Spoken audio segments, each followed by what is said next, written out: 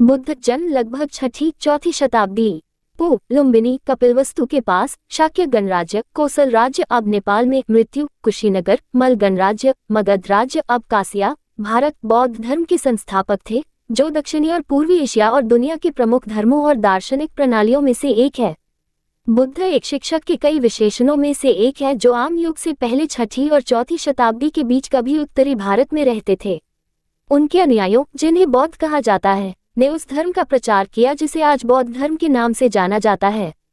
प्राचीन भारत में बुद्ध शब्द का इस्तेमाल कई धार्मिक समूहों द्वारा किया जाता था और इसके कई अर्थ थे, लेकिन ये बौद्ध धर्म की परंपरा के साथ सबसे मजबूती से जुड़ा हुआ था और इसका मतलब एक प्रबुद्ध व्यक्ति था जो अज्ञानता की नींद से जाग गया है और दुख से मुक्ति पाली है।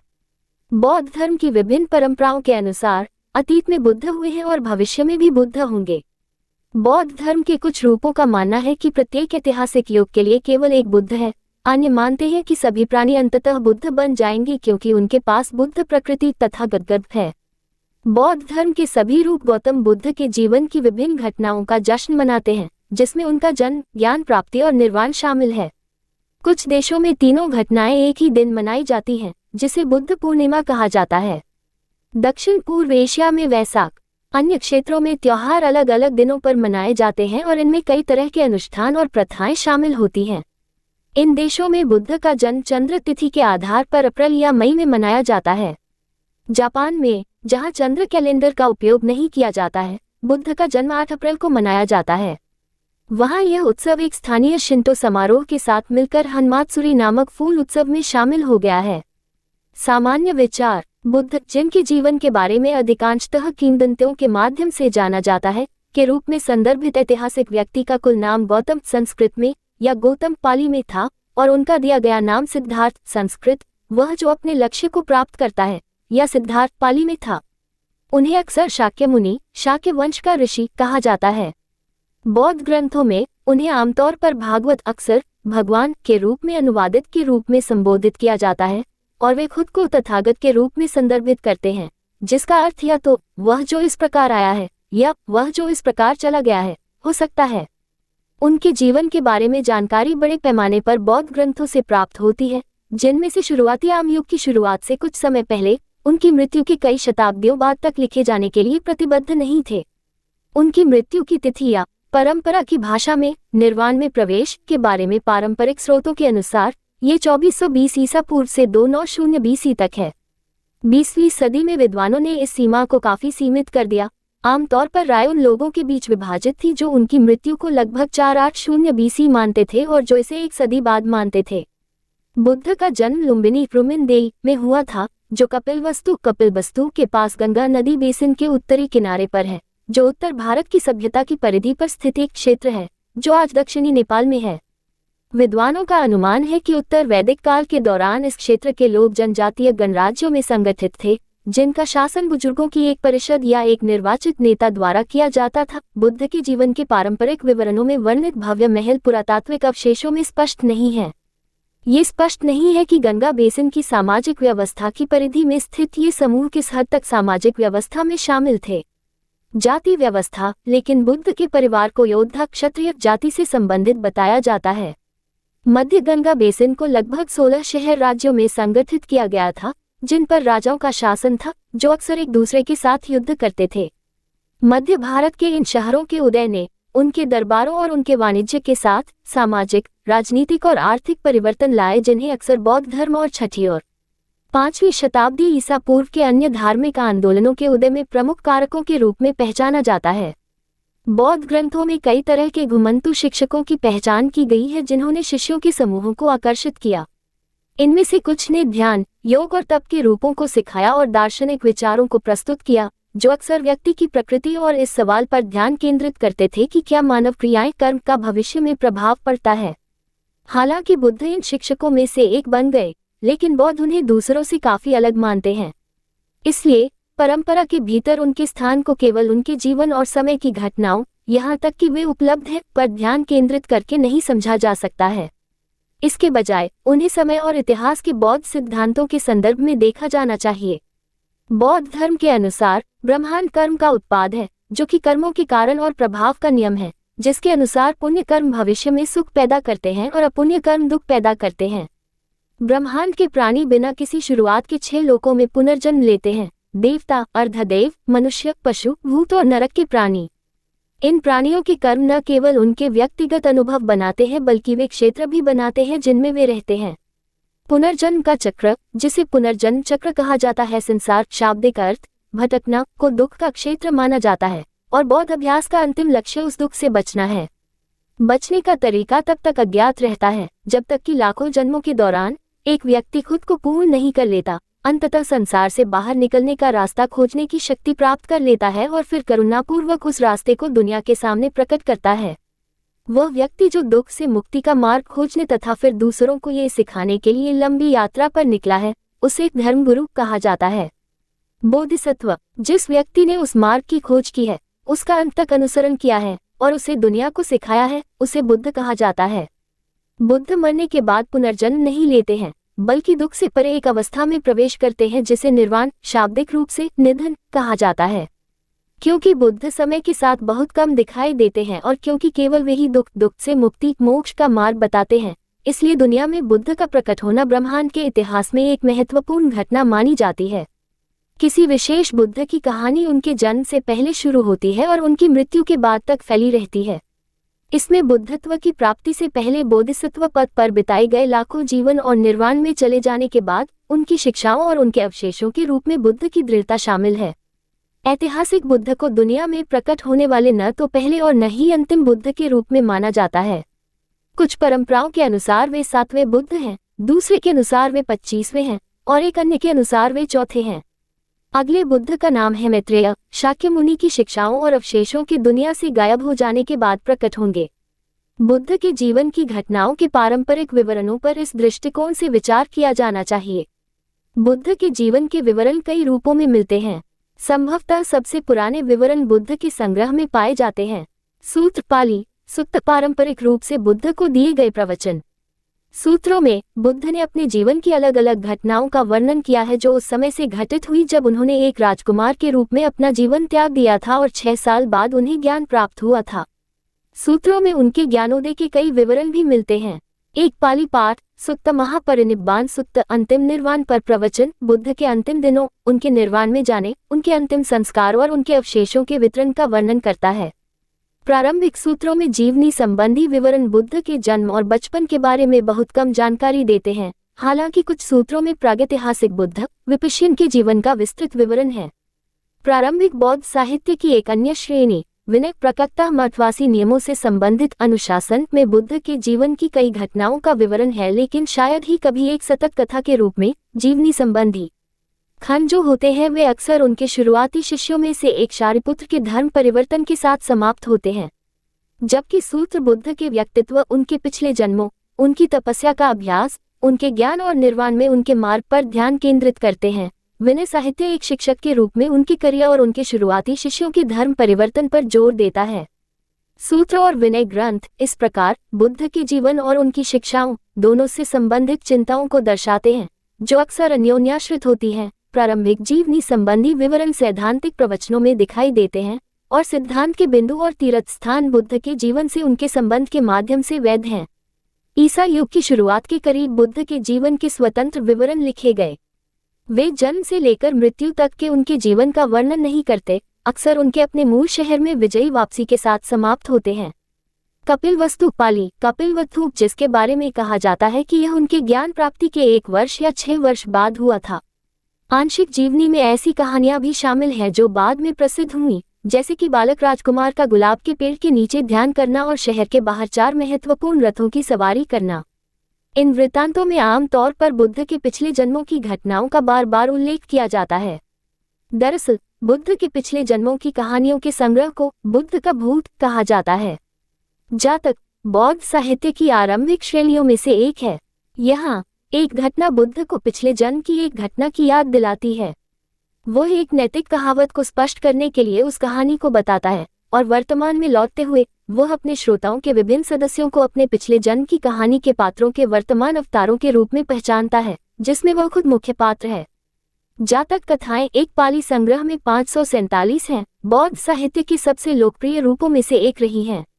वे दूसरी शताब्दी ईसा पूर्व में लगभग 32 पत्थर की नक्काशी का स्रोत हैं। पूर्वोत्तर मध्य प्रदेश राज्य के भरहुत में स्तूप 15 स्तूप नक्काशी बुद्ध के अंतिम जीवन को दर्शाती हैं। वास्तव में भारत में पत्थर की नक्काशी यह पहचानने का एक महत्वपूर्ण स्रोत प्रदान करती है कि बुद्ध के जीवन में कौन सी घटनाएं समुदाय द्वारा सबसे महत्वपूर्ण मानी जाती थीं। जातक कहानियां भारत से बाहर भी प्रसिद्ध हैं। दक्षिण पूर्व एशिया में राजकुमार की कहानी व संतर बुद्ध का अंतिम से पहले का अवतार, जिसने अपना पवित्र हाथ ही अपने बच्चों और अंततः अपनी पत्नी को दान देकर दान के गुण के प्रति अपना समर्पण प्रदर्शित किया, वह अपने पिछले जन्म की तरह ही प्रसिद्ध है। बुद्ध के जीवन की कहानियां जो उनके जन्म से लेकर उनकी मृत्यु तक की घटनाओं का वर्णन करती हैं, दूसरी शताब्दी में प्रकाशित हुई। इनमें से सबसे प्रसिद्ध संस्कृत कविता है घोष द्वारा बुद्ध चरित बुद्ध के कृत्य। मूल सर्वास्तिवाद विनय संभवतः 4वीं या 5वीं शताब्दी पू का जैसे ग्रंथ बुद्ध की अनेक कहानियों को एक ही कालानुक्रमिक विवरण में एकत्रित करने का प्रयास करते हैं। कई मामलों में इन जीवनियों का उद्देश्य शाक्यमुनि के जीवन के अनूठे कार्यों का विवरण देना कम है, बल्कि यह प्रदर्शित करना है कि किस तरह से उनके जीवन की घटनाएं उस पैटर्न के अनुरूप है जिसका अतीत के सभी बुद्धों ने अनुसरण किया है। कुछ के अनुसार सभी पुराने बुद्धों ने चारों स्थलों का अवलोकन करने के बाद गृहस्थ जीवन त्याग दिया था, सभी ने कठोर तपस्या की थी, सभी ने ज्ञान प्राप्त किया था, बोध गया, सारनाथ के हिरणपाक में सभी ने उपदेश दिया था, इत्यादि। बुद्ध के जीवन को भारत और बौद्ध जगत में बार बार लिखा गया, आवश्यकतानुसार तत्वों को जोड़ा और घटाया गया। वे स्थल जो महत्वपूर्ण तीर्थस्थल बन गए थे, लेकिन जिनका उल्लेख पिछले विवरणों में नहीं किया गया था, उन्हें बुद्ध की उपस्थिति के बारे में एक कहानी जोड़कर पूर्वव्यापी रूप से पवित्र किया जाएगा। जिन क्षेत्रों में बौद्ध धर्म उनकी मृत्यु के बहुत बाद में प्रवेश किया, जैसे कि श्रीलंका, कश्मीर और बर्मा, अब म्यांमार, ने उनके जीवन के वृत्तांतों में उनके जादुई दर्शनों की कहानियां जोड़ी। बुद्ध के जीवन का कोई एक संस्करण सभी बौद्ध परंपराओं द्वारा स्वीकार नहीं किया जाएगा। एक सदी से भी अधिक समय से विद्वानों ने बुद्ध के जीवन पर ध्यान केंद्रित किया है। शुरुआती जांचों में अनेक किंवदंतियों के बीच ऐतिहासिक तत्वों को अलग करने और पहचानने का प्रयास किया गया है। वास्तविक जीवन और जिसे पूर्ण जीवनी कहा जा सकता है, उसकी रचना के बीच सदियां बीत जाने के कारण अधिकांश विद्वानों ने जांच की इस दिशा को अनुत्पादक मानकर छोड़ दिया। इसके बजाय उन्होंने बुद्ध की कहानियों के बीच क्षेत्रीय अंतरों के लिए जिम्मेदार प्रक्रियाओं, सामाजिक, राजनीतिक, संस्थागत और सैद्धांतिक का अध्ययन करना शुरू किया। बुद्ध के जीवन के विभिन्न उपयोग रुचि का एक और विषय है। संक्षेप में, विद्वानों के प्रयास बुद्ध के जीवन के बारे में प्रामाणिक जानकारी प्राप्त करने के प्रयास से बदलकर उनकी जीवनी के विकास के चरणों और प्रेरणाओं का पता लगाने के प्रयास में बदल गए हैं। ये दोहराना महत्वपूर्ण है कि बुद्ध के पिछले जन्मों से शुरू होकर निर्वाण में उनके मार्ग पर समाप्त होने वाले बुद्ध के एकल जीवन को बनाने की प्रेरणा बौद्ध धर्म के इतिहास में काफी देर से हुई। इसके बजाय बुद्ध की जीवनी परंपरा कई पहले के और स्वतंत्र अंशों के संश्लेषण के माध्यम से विकसित हुई, और बुद्ध की जीवनियां सदियों से और दुनिया भर में लिखी जाती रही हैं। उदाहरण के लिए, आधुनिक काल के दौरान ऐसी जीवनियां लिखी गई हैं जो बुद्ध को मिथक से मुक्त करने और आधुनिक नैतिक प्रणालियों, सामाजिक आंदोलनों या वैज्ञानिक खोजों की भविष्यवाणी करने में उनकी भूमिका पर जोर देने की कोशिश करती हैं। इसके बाद बुद्ध के जीवन का एक ऐसा विवरण है जो प्रसिद्ध है, फिर भी संश्लेषित है, जो उनके जीवन के विभिन्न विवरणों से कुछ अधिक प्रसिद्ध घटनाओं को एक साथ लाता है, जो अक्सर इन घटनाओं का अलग अलग तरीके से वर्णन और व्याख्या करते हैं।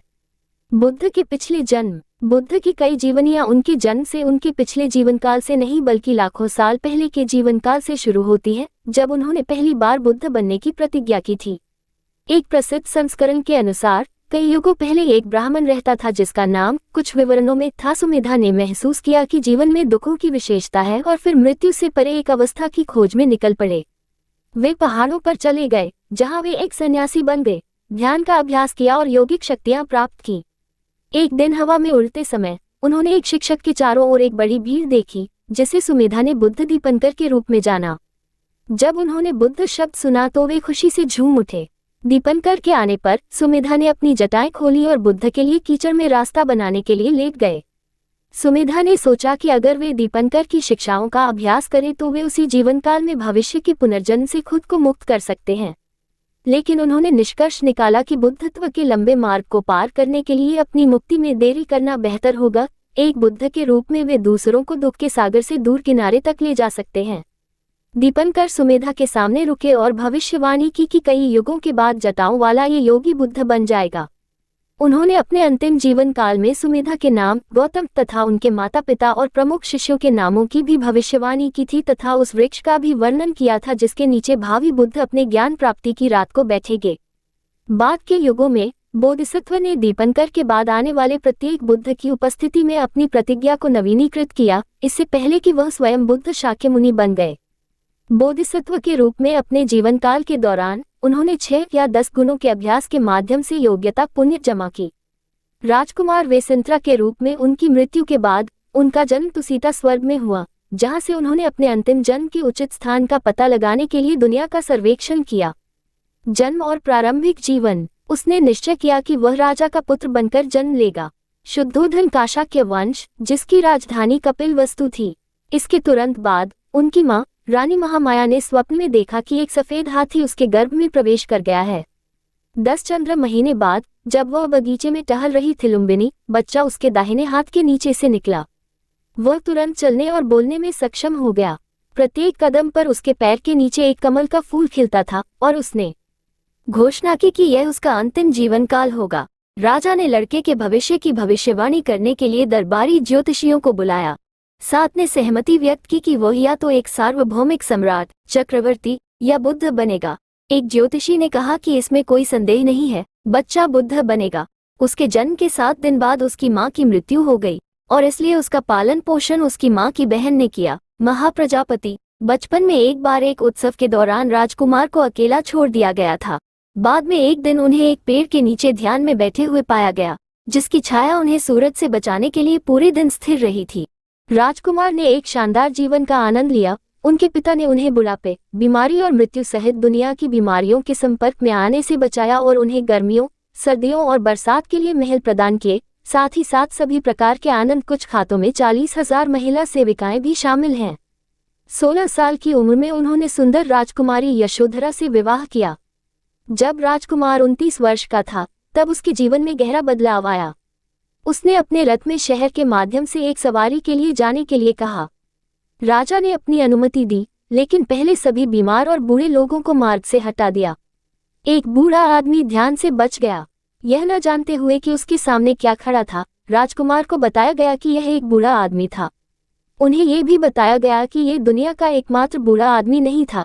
इन यात्राओं में उसने सबसे पहले एक बीमार व्यक्ति को देखा, फिर एक शव को शमशान घाट ले जाया जा रहा था और अंत में एक पेड़ के नीचे ध्यान में बैठा एक भिक्षुक।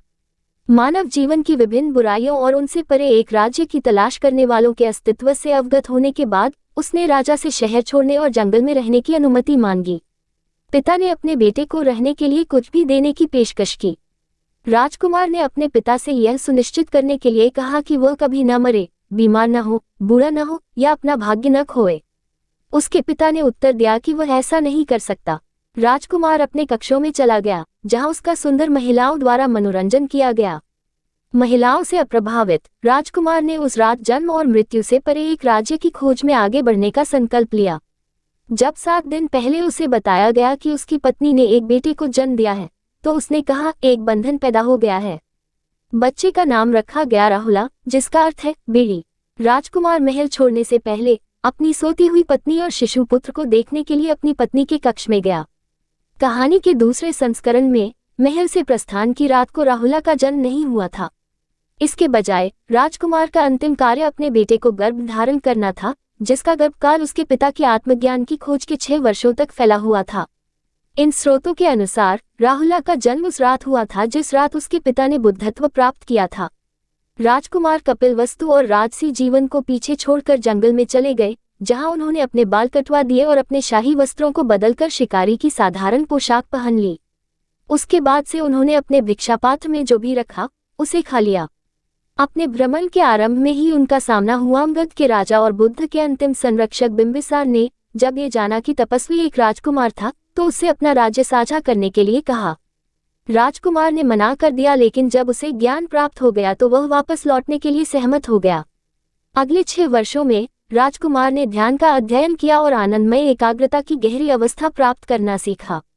लेकिन वह जल्दी ही अपने शिक्षकों की उपलब्धियों से मेल खा गया और निष्कर्ष निकाला कि उनकी उपलब्धियों के बावजूद उनकी मृत्यु के बाद उनका पुनर्जन्म होगा। इसके बाद वह जल्दी ही अपने शिक्षकों की उपलब्धियों से मेल खा गया और निष्कर्ष निकाला कि उनकी उपलब्धियों के बावजूद उनकी मृत्यु के बाद उनका पुनर्जन्म होगा। इसके बाद वह 5 तपस्वियों के एक समूह में शामिल हो गया, जिन्होंने खुद को आत्मपीड़ा के चरम रूपों के अभ्यास के लिए समर्पित कर दिया था। राजकुमार भी उनके अभ्यास में निपुण हो गया, अंततः अपने दैनिक भोजन को 1 मटर तक कम कर दिया। बौद्ध कला में अक्सर उसे धंसी हुई आंखों और उभरी हुई पसलियों के साथ एक क्षीण रूप में ध्यान मुद्रा में बैठा हुआ दर्शाया गया है। उन्होंने निष्कर्ष निकाला कि शरीर का दमन दुख और पुनर्जन्म से मुक्ति का मार्ग नहीं है और उन्होंने एक युवती से चावल और मलाई का व्यंजन स्वीकार किया। उसके साथ ही तप की प्रभावकारिता के प्रति आश्वस्त रहे और राजकुमार को त्याग दिया। अब बिना किसी साथी या गुरु के राजकुमार ने प्रतिज्ञा की कि वह एक पेड़ के नीचे बैठेगा और तब तक नहीं उठेगा जब तक कि वह जन्म और मृत्यु से परे की स्थिति को प्राप्त नहीं कर लेता। मई की पूर्णिमा पर अपने महल को छोड़ने के 6 साल बाद उसने भोर तक ध्यान किया। इच्छा के देवता मारा को पता था कि राजकुमार इच्छा को समाप्त करना चाहता था और इस तरह खुद को मारा के नियंत्रण से मुक्त करना चाहता था, इसलिए उसने उस पर हवा, बारिश, चट्टानों, हथियारों, गर्म अंगारों, जलती हुई राख, रेत, मिट्टी और अंधेरे से हमला किया। राजकुमार अविचलित रहा और प्रेम का ध्यान करता रहा। इस प्रकार क्रोध की बौछार को फूलों की वर्षा में बदल दिया। फिर मारा ने अपनी 3 खूबसूरत बेटियों वासना, प्यास और असंतोष को राजकुमार को लुभाने के लिए भेजा, लेकिन वह उदासीन रहा। हताशा में मारा ने राजकुमार के उस धरती के स्थान पर कब्जा करने के अधिकार को चुनौती दी जिस पर वह बैठा था, ये दावा करते हुए कि यह उसका है। फिर एक दृश्य में जो एशियाई कला में बुद्ध का सबसे प्रसिद्ध चित्रण बन जाएगा। ध्यान मुद्रा में बैठे राजकुमार ने अपना दाहिना हाथ बढ़ाया और धरती को छुआ। धरती को छूकर वह धरती की देवी से यह पुष्टि करने के लिए कह रहा था कि उसने अपने पिछले जन्म में राजकुमार वेसिंत्रा के रूप में जो महान उपहार दिया था, उसने उसे पेड़ के नीचे बैठने का अधिकार दिलाया था। उसने कांपते हुए सहमति दी और मारा चला गया। राजकुमार रात भर ध्यान में बैठा रहा। रात के पहले पहर में उसे अपने सभी पिछले जन्मों का दर्शन हुआ। उसे अपना जन्म स्थान, नाम, जाति और यहाँ तक कि उसने जो भोजन खाया था वह भी याद आ गया। रात के दूसरे पहर में उसने देखा कि कैसे प्राणी अपने पिछले कर्मों के परिणामस्वरूप पुनर्जन्म के चक्र से गुजरते और गिरते हैं। रात के तीसरे पहर में भोर से कुछ घंटे पहले उसे मुक्ति मिली। इस बारे में अलग अलग विवरण हैं कि उसने वास्तव में क्या समझा था। कुछ संस्करणों के अनुसार यह 4 सत्य थे: दुख, दुख की उत्पत्ति, दुख का अंत और दुख के अंत का मार्ग। दूसरों के अनुसार यह आश्रित उत्पत्ति का क्रम था, कैसे अज्ञानता कर्म की ओर ले जाती है और अंततः जन्म, बुढ़ापा और मृत्यु की ओर ले जाती है, और कैसे जब अज्ञान नष्ट हो जाता है तो जन्म, बुढ़ापा और मृत्यु भी हो जाती है। उनके मतभेदों के बावजूद सभी विवरण इस बात पर सहमत हैं कि इस रात वह एक बुद्ध बन गया, एक जागृत व्यक्ति जिसने खुद को अज्ञानता की नींद से जगाया और पूरे ब्रह्मांड में अपना ज्ञान फैलाया। उस रात का अनुभव इतना गहरा था कि राजकुमार, जो अब बुद्ध बन चुका था, 7 सप्ताह तक पेड़ के आसपास रहा और अपने ज्ञानोदय का आनंद लिया। उनमें से 1 सप्ताह बारिश वाला था और सर्प राजा आया और बुद्ध को तूफान से बचाने के लिए उनके ऊपर अपना फन फैला दिया। ये दृश्य बौद्ध कला में आमतौर पर दर्शाया जाता है। 7 सप्ताह के अंत में 2 व्यापारी उनके पास आए और उन्हें शहद और केक भेंट किए। ये जानते हुए कि बुद्ध के लिए अपने हाथों से भोजन प्राप्त करना अनुचित था, चारों दिशाओं के देवताओं ने उन्हें एक एक कटोरा दिया। बुद्ध ने जादुई तरीके से चारों कटोरों को एक में समेट दिया और भोजन का उपहार प्राप्त किया। बदले में बुद्ध ने अपने सिर से कुछ बाल उखाड़े और उन्हें व्यापारियों को दे दिए। बुद्ध के प्रथम शिष्य, वह इस बारे में अनिश्चित था कि आगे क्या करना है, क्योंकि वह जानता था कि उसने जो समझा है वह इतना गहरा है कि दूसरों के लिए इसे समझना मुश्किल होगा। भगवान ब्रह्मा अपने स्वर्ग से उतरे और उनसे शिक्षा देने के लिए कहा, ये बताते हुए कि मनुष्य विकास के विभिन्न स्तरों पर हैं और उनमें से कुछ को उनकी शिक्षा से लाभ होगा। नतीजतन बुद्ध ने निष्कर्ष निकाला कि सबसे उपयुक्त छात्र उनके ध्यान के पहले शिक्षक होंगे, लेकिन उन्हें एक देवता ने बताया कि वे मर चुके हैं। उन्होंने तप साधना में अपने 5 पूर्व साथियों के बारे में सोचा।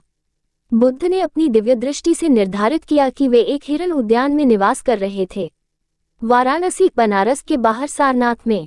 वह पैदल ही चल पड़ा। रास्ते में उसे एक भटकता हुआ तपस्वी मिला, जिसके साथ उसने अभिवादन किया। जब उसने उस व्यक्ति को समझाया कि वह आत्मज्ञानी है और इसलिए देवताओं से भी श्रेष्ठ है, तो उस व्यक्ति ने उदासीनता से जवाब दिया। हालांकि 5 तपस्वी बुद्ध को नजरअंदाज करने के लिए सहमत हो गए थे क्योंकि उन्होंने आत्मपीड़ा त्याग दी थी, लेकिन उनके करिश्मे के कारण वे उठकर उनका अभिवादन करने के लिए बाध्य हुए।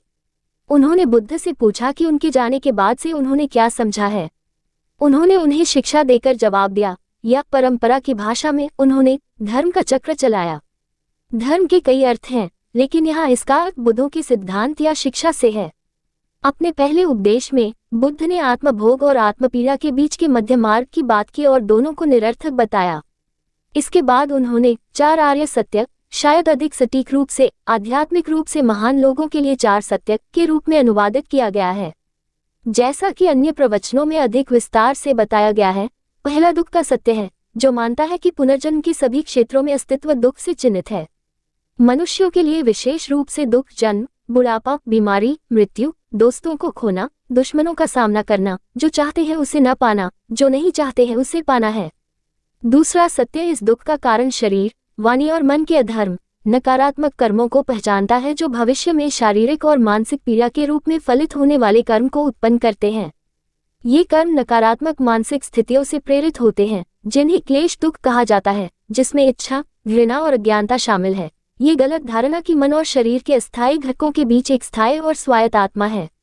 तीसरा सत्य समाप्ति का सत्य है, दुख से परे एक स्थिति की धारणा, जिसे कहा जाता है निर्वाण। यदि इच्छा और घृणा को प्रेरित करने वाले अज्ञान को समाप्त किया जा सकता है, तो नकारात्मक कर्म नहीं किए जाएंगे और भविष्य में दुख उत्पन्न नहीं होगा। हालांकि इस तरह के तर्क भविष्य के नकारात्मक कर्मों की रोकथाम की अनुमति देते हैं, लेकिन ये पिछले जन्मों में संचित नकारात्मक कर्मों के विशाल भंडार को ध्यान में नहीं रखता है, जो अभी तक फल नहीं दे पाए हैं। हालांकि जब उच्च स्तर की एकाग्रता पर आत्मा की अनुपस्थिति में अंतर्दृष्टि विकसित की जाती है, तो इसे इतना शक्तिशाली कहा जाता है कि यह भविष्य के जन्मों के सभी बीजों को भी नष्ट कर देता है। समाप्ति में दुख के कारणों के विनाश और भविष्य के दुख की असंभवता दोनों का एहसास शामिल है। हालांकि ऐसी स्थिति की उपस्थिति इसे प्राप्त करने की विधि के बिना काल्पनिक बनी हुई है। और चौथा सत्य मार्ग वह विधि है। मार्ग को कई तरीकों से चित्रित किया गया था, अक्सर नैतिकता, ध्यान और ज्ञान में 3 प्रशिक्षणों के रूप में। अपने पहले उपदेश में बुद्ध ने सही दृष्टिकोण, सही भाषण, सही कार्य, सही आजीविका, सही प्रयास, सही दिमागीपन और सही ध्यान के अष्टांगिक मार्ग का वर्णन किया। पहले उपदेश के कुछ दिनों बाद बुद्ध ने अनात्म का सिद्धांत प्रस्तुत किया, जिसके बाद 5 तपस्वी अरहत बन गए, वे लोग जिन्होंने पुनर्जन्म से मुक्ति प्राप्त कर ली है और मृत्यु के बाद निर्वाण में प्रवेश करेंगे। वे पहले सदस्य बन गए सिंह, भिक्षुओं का समुदाय। ज्ञानोदय के बाद का काल, बुद्ध ने जल्द ही और अधिक शिष्यों को आकर्षित किया, कभी कभी अपने अनुयायियों के साथ अन्य शिक्षकों को भी परिवर्तित किया। परिणाम स्वरूप उनकी प्रसिद्धि फैलने लगी। जब बुद्ध के Pita ne suna ki unik bet ki mertu unik mahana tyaga ke bada nahim we hai, balki vaha buddha bana gaya hai, taraja ne apain bet kokapalavasta mem gara latain ke lai amantrita karain ke lai lagatara now pratiniti mandala behe, lekina nimantrana deen ke bajaya, ve buddha ke sisyam mem samila ho gai ora arhata bana gai. Buddha ko ten vem sandasavahaka jo eka arhata bi bana gaya, ne sahara latain ke lai raji kia, Jahamanaka kabal ke budragam devara anadara ke sathasvagata kia gaya. Isali, Buddha have a mem of, ora unek sarira se eka satha aga ora pani nakala. Isa kirtia ne unek ristadaram ko shrata ke satha pratikriya karain ke lai pririta kia. Kyanki ve nahim janatha ki unhem dapahara ke boyana ke lai unhem amantrita karana kahi. Buddha apain pita ke mahala mem jain ke bajaya gara gara jakara bikamam gate rehi. Azaz unek pita ko bahuda dukawa. Lekina Buddha ne samajaya ki yaha atita ke budam ki prathati. Unaki patni yasodara unaki anupastiti mem unek prati vafadara rahim. Halamki, jaba ve mahala mem vipasa lauda tavaha anaka svagata karain nahim gaim. Ora kaha ki Buddha ko unek gunam ko pahakanate hu unek pasa anakahi. Buddha ne isakiya, ora, aksara varnita eka dersia mem, unhan unek samain jukakara apana sira unek karanam mem rakadia. Antata vaha bhiksuni sangha mem samila ho gaim ora arhata bana gaim. Unhan apain yuva bet rahula ko unek pita ke pasa unaki paterka sampati mengan ke lai beja, ora Buddha ne unhem bhiksu ke rupa mem nyukta kara ke java badia. Azaz Buddha ke pita narasa ho gai, ora unhan Buddha ko bataya ki yuva rajakumara ke sansara ko tyagan para unhem katana dukawada. Isali, unhan kaha ki bhavisya mem kisi bet ko usak mata pita ki anumati se hi diksa dj. Buddha ne is mathavasi vyavastha ke niyamam mem se eka banadiya. Buddha ne apane jnana prapti ke bada 45 varsa sisyam ke eka samuha ke satha pravatara bharata mem yatra karati hubate, jo loga sunan ko tayara hoti unhem dharma ki siksadi, kabi kabi daser sampradayam ke guruam ke satha sastrartha kia ora, bada srotam ke anusara, hamesa unhem parahita kia ora sabi samajika vargam se anayayibane. Kucha lagam ko unhan saranagati ka abhyasa sikaya, Kucha ko unhan pamka upadesa siki manasyam ki hatya na karana, kori na karana, yana durakara na karana, juta na balana, yanasal padartham ka savana na karana ora kucha ko unhan dhyana ka abhyasa sikaya. Halamki, Buddha ke adikanza anayayam ne sansara ka tyaga nahim kia ora ve grasta javana mem hi rehi. Jina lagam ne gara se bahara nikalakara unek sisya banan ka nirnaya liya ve sangha, bhikshuam ke samudaya mem samila hogai. Apani vidava sateli mam, maha prajapati ora jina mahilaam ke pati bhiksu bana gaitha, unek anyarota para Buddha ne bhiksanayam ka eka sangha bistapita kia, bhikshuam ko bhagavana ko sikane ke lai beja jatada, devatam ora manasyam ke laba ke lai dharma, Buddha ne bi yahi kia. Haradina ora rata unhan apani sarvainya amkam se dunia ka sarviksana kia taki ve unalagam ko koja sakam jinham ve laba pahamsiye sakat hayam, aksara apani alaukika saktiom ke madhyama se unataka yatra karatitha, isa kaha jata hai ki suruati varsam mem Buddha ora unek bhiksu sabi mauzamam mem gumetha, lekina anteta unhan barasata ke masama utari barata mem. Madhya Julai se Madhya Aktubarataka ke Daurana eka hai stana para rahane ki pratha apanali. Sanraksakam ne apane upayoga ke lai asraya stala bane, ora barasata ke masama ka anta bhikshuam ko boyana ora pravadana, visaza rupa se vastra ke lai kapara, benta karain ke lai eka visaza avasara ke rupa mem manaya jain laga, ye asraya stala madham mem vikasita hu, jaham pure varsa loga rahatha. Jetavana Sahara Minsravasti Savathi Jaham Buddha ne apana adikanza samaya bitaya ora kai pravakana dai, Kodani Mahajana Anathapindata Pali, Anathapindika ne Buddha ko dana memdiada. Buddha ki sada, Yaham taka ki unek anayayam ke bika bina kisi kunati ke nahim rahi, Bhikshuam se apexita tapa ki digri ko lakara vivada utpana wa, Buddha ke kasir bai. Devadata ne eka as Guda ka netartva kia jo Buddha devara batagai anusasana se adika kathora anusasana ka paksadarada, udaharana ke lai, bhikshuam ko kul mem rahana ora kabi mansa nahim kanada, jaba Buddha ne devadata. को अपना उत्तराधिकारी नामित करने से इनकार कर दिया, तो देवदत्त ने उन्हें 3 बार मारने का प्रयास किया। उसने पहले बुद्ध को खत्म करने के लिए हत्यारों को काम पर रखा था। बाद में देवदत्त ने उन पर एक पत्थर लुढ़का दिया, लेकिन पत्थर केवल बुद्ध के पैर के अंगूठे को छू गया। उसने उन्हें कुचलने के लिए एक जंगली हाथी भी भेजा, लेकिन हाथी उसके कब्जे में रुक गया और बुद्ध के चरणों में झुक गया। शौचालय के शिष्टाचार के एक छोटे से उल्लंघन को लेकर एक मठ के भिक्षुओं के बीच एक और फूट उत्पन्न हुई। विवाद को सुलझाने में असमर्थ बुद्ध पूरे बरसात के लिए हाथियों के साथ रहने के लिए जंगल में चले गए। बुद्ध की मृत्यु। अपनी मृत्यु से कुछ समय पहले बुद्ध ने अपने अनुचर से कहा था। आनंद ने 3 अलग अलग मौकों पर कहा कि अगर कोई बुद्ध अनुरोध करे तो वह अपने जीवन काल को एक कल्प के लिए बढ़ा सकता है। तब मारा प्रकट हुई और उसने बुद्ध को उनके ज्ञान प्राप्ति के तुरंत बाद किए गए वादे की याद दिलाई कि जब उनकी शिक्षा पूरी हो जाएगी तो वे निर्वाण में चले जाएंगे। बुद्ध ने 3 महीने बाद मरने के लिए सहमति जताई, जिस समय धरती कांप उठी।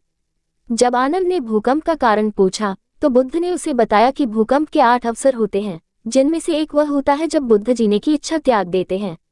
आनंद ने उनसे ऐसा न करने की विनती की, लेकिन बुद्ध ने समझाया कि ऐसे अनुरोधों का समय बीत चुका है।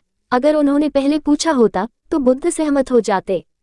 80 वर्ष की आयु में वृद्धावस्था और बीमारी से कमजोर बुद्ध ने एक लोहार से भोजन स्वीकार किया। ग्रंथों से यह पहचानना कठिन है कि भोजन में क्या था, लेकिन कई विद्वानों का मानना है कि यह सुअर का मांस था।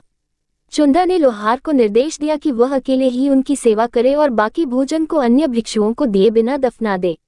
इसके तुरंत बाद बुद्ध गंभीर रूप से बीमार हो गए और कुशीनारा, जिसे कुशीनगर भी लिखा जाता है, आधुनिक कस्याप नामक स्थान पर 2 पेड़ों के बीच अपनी दाहिनी ओर लेट गए, जो तुरंत ही मौसम से बाहर खिल गए।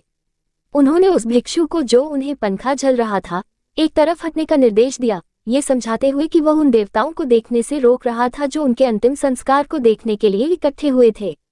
अपने अंतिम संस्कार के लिए निर्देश देने के बाद उन्होंने कहा कि आम लोगों को उनके जन्म स्थान, उनके ज्ञान के स्थान, उनके पहले उपदेश के स्थान और उनके निर्वाण के स्थान पर तीर्थयात्रा करनी चाहिए। जो लोग इन स्थानों पर बनाए गए मंदिरों की पूजा करते हैं वे देवताओं के रूप में पुनर्जन्म लेंगे। फिर बुद्ध ने भिक्षुओं को समझाया कि उनके जाने के बाद धर्म और विनय, मठवासी आचार संहिता उनके शिक्षक होने चाहिए। उन्होंने भिक्षुओं को छोटे शीलों को समाप्त करने की भी अनुमति दी, क्योंकि आनंद यह नहीं पूछ पाए कि कौन से शील हैं, इसलिए बाद में ऐसा न करने का निर्णय लिया गया।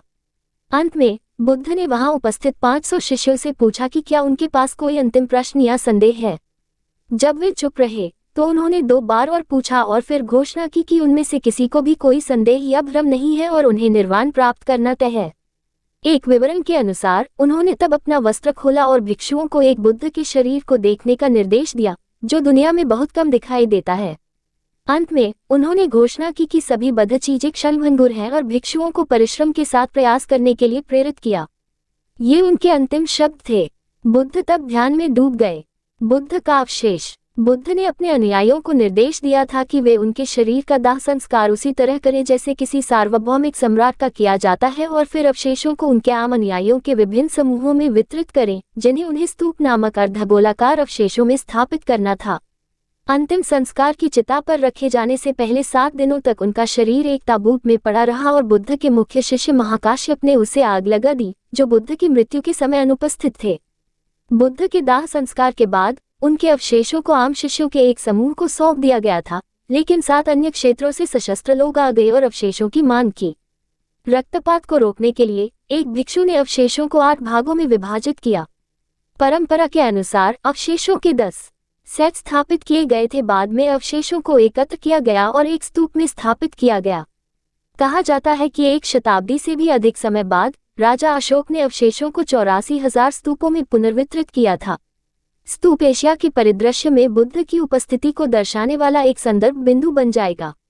प्रारंभिक ग्रंथ और पुरातात्विक अभिलेख स्तूप पूजा को बुद्ध के जीवन और उनके जीवन के प्रमुख स्थलों से जोड़ते हैं। तीर्थयात्रा और पूजा के लिए आमतौर पर 8 तीर्थ स्थलों की सिफारिश की जाती है। वे उनके जन्म, उनके ज्ञान, उनके धर्मचक्र के पहले मोड़ और उनकी मृत्यु के स्थान पर स्थित हैं। साथ ही 4 शहरों में वे स्थल भी हैं जहां उन्होंने चमत्कार किए थे।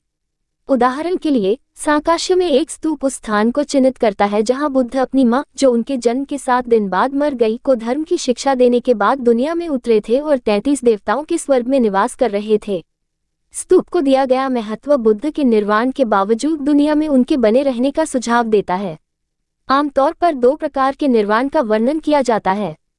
पहले को शेष के साथ निर्वाण कहा जाता है, जिसे बुद्ध ने बो वृक्ष के नीचे प्राप्त किया था, जब उन्होंने भविष्य के पुनर्जन्म के सभी बीजों को नष्ट कर दिया था। इसलिए इस पहले निर्वाण को क्लेशों का अंतिम निर्वाण या निधन भी कहा जाता है। लेकिन जिस कर्म ने उनके वर्तमान जीवन का निर्माण किया था वह अभी भी कार्य कर रहा था और उनकी मृत्यु तक ऐसा करता रहेगा। इस प्रकार उनके जीवन के बाकी समय में उनका मन और शरीर वही थे जो निर्वाण प्राप्त करने के बाद बचा था। दूसरे प्रकार का निर्वाण उनकी मृत्यु के समय हुआ और इसे मन और शरीर के समुच्चय स्कंध का अंतिम निर्वाण या शेष के बिना निर्वाण कहा जाता। इसलिए कभी कभी तीसरे निर्वाण का उल्लेख किया जाता है। बौद्ध विश्वास के अनुसार बहुत दूर भविष्य में एक समय आएगा जब शाक्यमुनि बुद्ध की शिक्षाएं दुनिया से गायब हो जाएंगी और अवशेषों का सम्मान नहीं किया जाएगा। ये तब होगा जब दुनिया भर के स्तूपों में रखे गए अवशेष अपने अवशेषों से बाहर निकलेंगे और जादुई तरीके से बोधगया लौट आएंगे, जहां वे बो वृक्ष के नीचे कमल की मुद्रा में बैठे बुद्ध के तेजस्वी शरीर में एकत्रित होंगे, जो 10,000 दुनियाओं को रोशन करने वाली प्रकाश की किरणें उत्सर्जित करेंगे। देवताओं द्वारा उनकी अंतिम बार पूजा की जाएगी और फिर वे ज्वाला में फूटेंगे और आकाश में गायब हो जाएंगे। इस तीसरे निर्वाण को अवशेषों का अंतिम निर्वाण कहा जाता है। उस समय तक बुद्ध के अवशेषों को उनकी जीवित उपस्थिति के रूप में माना जाना चाहिए, जो उनके सभी अद्भुत गुणों से भरपूर हैं। भारत से प्राप्त अभिलेखीय और साहित्यिक साक्ष्यों से पता चलता है कि बुद्ध अपने स्तूपों के रूप में न केवल आशीर्वाद देने वाले थे, बल्कि उन्हें एक कानूनी व्यक्ति और संपत्ति का मालिक भी माना जाता था। बुद्ध के अवशेष मूलतः बुद्ध ही थे। बुद्ध दुनिया में उन ग्रंथों के रूप में भी मौजूद हैं जिनमें उनके शब्द और मूर्तियां हैं जो उनके रूप को दर्शाती हैं। बुद्ध के जीवनकाल में उनकी छवियां बनाए जाने का कोई ऐतिहासिक प्रमाण नहीं है। वास्तव में भारतीय कला के विद्वान बौद्ध स्थलों पर कई प्रारंभिक पत्थर की नक्काशी पर बुद्ध की छवि की अनुपस्थिति से लंबे समय से चिंतित हैं। नक्काशी में ऐसे दृश्य दर्शाए गए हैं जिनमें बुद्ध के पद चिन्हों को नमन किया जा रहा है। एक दृश्य, जिसे बुद्ध के महल से प्रस्थान को दर्शाने वाला माना जाता है, में सवारहीन घोड़ा दिखाया गया है। इस तरह के कार्यों ने इस सिद्धांत को जन्म दिया है कि प्रारंभिक बौद्ध धर्म ने बुद्ध के शारीरिक रूप को चित्रित करने पर रोक लगाई थी, लेकिन कुछ प्रतीकों द्वारा प्रतिनिधित्व की अनुमति दी थी। ये सिद्धांत प्रारंभिक ग्रंथों में बुद्ध को चित्रित करने के लिए किसी भी निर्देश की कमी पर आधारित है। इस दृष्टिकोण को उन लोगों द्वारा चुनौती दी गई है जो सुझाव देते हैं कि नक्काशी बुद्ध के जीवन की घटनाओं का चित्रण नहीं है, बल्कि बुद्ध के जीवन से महत्वपूर्ण स्थलों जैसे बो वृक्ष की तीर्थयात्रा और पूजा का प्रतिनिधित्व करती है। बुद्ध की पवित्र प्रतिमाएं बौद्ध धर्म के अभ्यास का केंद्र हैं और उनकी चमत्कारी शक्तियों की कई कहानियां हैं। कई प्रसिद्ध प्रतिमाएं, जैसे कि म्यांमार के मांडले में महामुनि की प्रतिमा, अपनी पवित्रता इस विश्वास से प्राप्त करती है कि बुद्ध ने उनके लिए पोस दिया था। बुद्ध की एक प्रतिमा के अभिषेक के लिए अक्सर विस्तृत अनुष्ठानों की आवश्यकता होती है, जिसमें बुद्ध को प्रतिमा में प्रवेश करने के लिए कहा जाता है या बुद्ध के जीवन की कहानी को उसकी उपस्थिति में सुनाया जाता है। 4वीं या 5वीं शताब्दी के अभिलेखीय साक्ष्य संकेत देते हैं कि भारतीय मठों में आमतौर पर एक कमरा होता था जिसे सुगंधित कक्ष कहा जाता था, जिसमें बुद्ध की एक प्रतिमा रखी जाती थी और इसे बुद्ध का निवास माना जाता था, जिसमें भिक्षुओं का अपना दल होता था। महायान परंपरा और बुद्ध की पुनः अवधारणा। बुद्ध की मृत्यु के लगभग 4 शताब्दियों बाद भारत में आंदोलन उठे। उनमें से कई नए लिखे गए ग्रंथों जैसे लोट सूत्र या ग्रंथों की नई शैलियों जैसे प्रज्ञापारमिता या प्रज्ञा की पूर्णता के सूत्र पर केंद्रित थे, जिन्हें बुद्ध के वचन माना जाता था। इन आंदोलनों को उनके अनुयायियों द्वारा महायान ज्ञान प्राप्ति के लिए महान वाहन के रूप में नामित किया गया, जो पहले के बौद्ध स्कूलों के विपरीत था, जिन्होंने नए सूत्रों को आधिकारिक यानी बुद्ध के शब्द के रूप में स्वीकार नहीं किया था। महायान सूत्र बुद्ध के बारे में अलग अलग अवधारणाएं प्रस्तुत करते हैं। ऐसा नहीं है कि महायान संप्रदाय बुद्ध को एक जादुई व्यक्ति के रूप में देखते थे, जबकि गैर महायान संप्रदाय ऐसा नहीं मानते थे। बुद्ध की अद्भुत शक्तियों के बारे में साहित्य में बहुत कुछ लिखा गया है। उदाहरण के लिए कहा जाता है कि बुद्ध ने अपने ज्ञानोदय के बाद शिक्षा देने का निर्णय लेने से पहले संकोच किया और ब्रह्मा द्वारा आग्रह किए जाने के बाद ही उन्होंने ऐसा करने का निर्णय लिया। हालांकि महायान सूत्र में बुद्ध में कोई अनन्य नहीं है, बल्कि ब्रह्मा के अनुरोध से प्रभावित होने का दिखावा करते हैं ताकि ब्रह्मा की पूजा करने वाले सभी लोग बुद्ध की शरण में आ जाएं। कहीं और ये समझाया गया कि जब बुद्ध सिरदर्द या पीठ दर्द की शिकायत करते थे तो वे ऐसा केवल दूसरों को धर्म में परिवर्तित करने के लिए करते थे। चूंकि उनका शरीर मांस और रक्त से नहीं बना था, इसलिए वास्तव में उनके लिए दर्द का अनुभव करना असंभव था। बुद्ध की नई अवधारणा के लिए सबसे महत्वपूर्ण महायान सूत्रों में से एक है लोट सूत्र सद्धर्मपुंडरिक सूत्र, जिसमें बुद्ध इस बात से इनकार करते हैं कि उन्होंने दुख से मुक्ति की तलाश में राजमहल छोड़ा था और 6 साल बाद एक पेड़ के नीचे ध्यान करते हुए उन्हें वह मुक्ति मिली थी। इसके बजाय वे बताते हैं कि उन्हें असंख्य अरबों युग पहले ज्ञान प्राप्त हुआ था और तब से वे इस दुनिया में और साथ ही असंख्य अन्य दुनियाओं में धर्म का प्रचार कर रहे हैं। चूंकि उनका जीवन काल अल्पबुद्धि वाले लोगों के लिए अकल्पनीय है, इसलिए उन्होंने अपने राजसी जीवन को त्यागने, तपस्या करने और अद्वितीय ज्ञान प्राप्त करने का दिखावा करते हुए कुशल तरीकों उपायों का उपयोग किया है। वास्तव में वे हमेशा ज्ञानवान थे, फिर भी उन्होंने दुनिया को प्रेरित करने के लिए इन कार्यों का दिखावा किया। इसके अलावा चूंकि वे पहचानते हैं कि दुनिया में उनकी निरंतर उपस्थिति से अल्पगुण वाले लोग उनकी शिक्षाओं को व्यवहार में लाने के बारे में लापरवाह हो सकते हैं, इसलिए वे घोषणा करते हैं कि वे जल्द ही निर्वाण में चले जाएंगे। लेकिन ये भी सच नहीं है, क्योंकि उनका जीवन काल कई अरबों युगों तक समाप्त नहीं होगा। वे एक चिकित्सक की कहानी बताते हैं जो घर लौटता है और पाता है कि उसके बच्चे उसकी अनुपस्थिति में जहर खाने से बीमार हैं। वह एक इलाज बताता है, लेकिन केवल कुछ ही इसे लेते हैं। इसलिए वह फिर से घर छोड़ देता है और अफवाह फैलाता है कि उसकी मृत्यु हो गई है। जिन बच्चों ने मारक दवा नहीं ली थी, वे अपने दिवंगत पिता के प्रति सम्मान के कारण ऐसा करते हैं और ठीक हो जाते हैं। फिर पिता वापस लौटता है। उसी तरह बुद्ध अपने शिष्यों में तात्कालिकता की भावना पैदा करने के लिए निर्वाण में प्रवेश करने का दिखावा करते हैं, भले ही उनका जीवनकाल असीमित हो। 3 शरीरों का सिद्धांत। बुद्ध की पहचान के इस दृष्टिकोण को 3 शरीरों के सिद्धांत में संहिताबद्ध किया गया है। त्रिकाय बुद्ध का। प्रारंभिक विद्वान बुद्ध के बारे में कहते हैं कि उनके पास एक भौतिक शरीर और दूसरा शरीर है, जिसे मन निर्मित शरीर या उत्सर्जन शरीर कहा जाता है, जिसमें वे चमत्कारी कार्य करते हैं, जैसे कि 33 देवताओं के स्वर्ग में अपनी दिवंगत मां से मिलना और उन्हें धर्म की शिक्षा देना। ये प्रश्न भी उठाया गया कि बुद्ध का सम्मान करते समय बौद्धों को वास्तव में किसे श्रद्धांजलि देनी चाहिए। एक शब्द धर्मकाय शब्द का इस्तेमाल एक अधिक रूपकात्मक शरीर, बुद्ध के सभी अच्छे गुणों या धर्मों का एक समूह या संग्रह, जैसे कि उनकी बुद्धि, उनकी करुणा, उनका धैर्य का वर्णन करने के लिए किया गया था। गुणों के इस समूह को बुद्ध के शरीर के रूप में पहचाना गया, जिसकी शरण में जाना चाहिए। ये सब महायान सूत्रों में पुनः वर्णित है। निर्माण काया अब वह शरीर नहीं है जिसे बुद्ध अलौकिक कर्तव्य दिखाने के लिए इस्तेमाल करते हैं, बल्कि यह इस दुनिया में प्रकट होने वाला एकमात्र शरीर है और साधारण मनुष्यों को दिखाई देने वाला एकमात्र शरीर है। ये बुद्ध का उद्गम शरीर है जो राजकुमार के रूप में पैदा हुआ, ज्ञान प्राप्त किया और दुनिया को धर्म की शिक्षा दी, यानी दृश्यमान बुद्ध एक जादुई प्रदर्शन है। सच्चा बुद्ध उद्गमों का स्रोत धर्म का यथा एक ऐसा शब्द जो अभी भी बुद्ध के उत्कृष्ट गुणों को संदर्भित करता है, लेकिन धर्म शब्द की बहुलता के साथ खेलते हुए इसका अर्थ कुछ अधिक ब्रह्मांडीय ज्ञान और परम सत्य का एक शाश्वत सिद्धांत हो गया, जिसका वर्णन बाद के महायान ग्रंथों में बुद्ध के सर्वज्ञ मन और शून्यता की इसकी गहन प्रकृति के रूप में किया गया है। अनेक ब्रह्मांडों की उपस्थिति बुद्ध के अतिरिक्त शरीरों के साथ साथ महायान सूत्रों ने कई ब्रह्मांडों की उपस्थिति का भी खुलासा किया, जिनमें से प्रत्येक का अपना बुद्ध है। इन ब्रह्मांडों को बुद्ध क्षेत्र या बुद्ध के क्षेत्र कहा जाता है। शुद्ध भूमि को असाधारण वैभव के निवास के रूप में वर्णित किया गया है, जहां वृक्ष रत्नों के फल देते हैं, पक्षी धर्म के श्लोक गाते हैं और निवासी स्वयं को इसके अभ्यास में समर्पित करते हैं।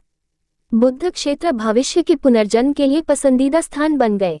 वहां अध्यक्षता करने वाले बुद्ध भक्ति की वस्तु बन गए, विशेष रूप से अनंत प्रकाश के बुद्ध अमिताभ और उनका पश्चिमी स्वर्ग जिसे सुखावती कहा जाता है। बुद्ध क्षेत्रों में बुद्ध अक्सर एक तीसरे रूप में दिखाई देते हैं, आनंद शरीर संभोगकाय, जो एक युवा राजकुमार का रूप था जो 32 प्रमुख चिन्हों और एक सुपरमैन के 80 छोटे चिन्हों से सुशोभित था। पूर्व में उसके हाथों की हथेलियों और पैरों की तलवों पर एक चक्र के पैटर्न, लंबी कान की लोब, उसके सिर के शीर्ष पर एक मुकुट का उभार, उष्णिस, उसकी भौहों के बीच बालों का एक चक्र, उड़ना, सपाट पैर और जालदार उंगलियां शामिल हैं। विद्वानों ने अनुमान लगाया है कि यह अंतिम विशेषता किसी पाठ्य स्रोत से नहीं बल्कि शुरुआती मूर्तिकारों की अपर्याप्तता से प्राप्त होती है। बुद्ध के अद्भुत शारीरिक और मानसिक गुणों को प्रशंसा के अनेक ग्रंथों में संहिताबद्ध किया गया और काव्य में सूचीबद्ध किया गया, जो अक्सर विशेषणों की एक श्रृंखला का रूप लेते थे।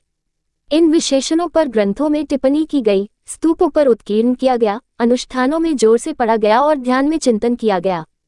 सबसे प्रसिद्ध में से एक है, इस प्रकार चले गए, योग्य, पूरी तरह से और पूरी तरह से जागृत, ज्ञान और सदाचार में निपुण, अच्छी तरह से चले गए, दुनिया के जानकार, उन लोगों के लिए बेजोड़ मार्गदर्शक जिन्हें संयम की आवश्यकता है, देवताओं और मनुष्यों के शिक्षक, जागृत, भाग्यशाली।